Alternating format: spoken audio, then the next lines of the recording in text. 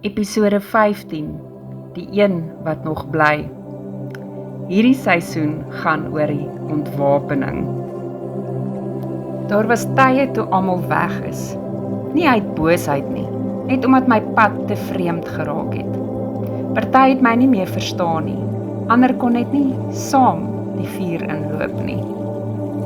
Ek het gedink ek's alleen, maar dis toe juis daar waar ek die een ontmoet het wat nooit loop nie. Hy het nie in woorde gekom nie in donker slae of tekens nie. Hy het net stil gebly, teenwoordig, soos asem teen my bors. Ek het besef, geloof groei nie in applous nie, dit groei in verlatenheid. Wanneer niemand meer kyk nie en jy steeds kies om te glo. Ek sal jou nie begewe nie en jou nie verlaat nie. Ek het daardie vers 1000 keer gehoor, maar eers verstaan toe ek het moes leef. Want dit is maklik om God te prys terwyl die wêreld saam sing. Moeiliker om hom te vertrou wanneer jy die enigste stem is.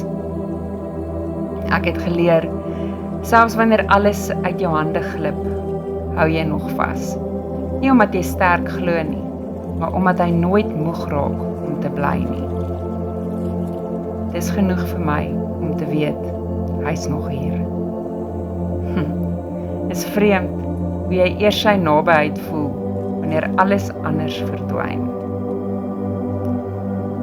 Wie het jy al verloor, net om te ontdek, hy het nooit gegaan nie.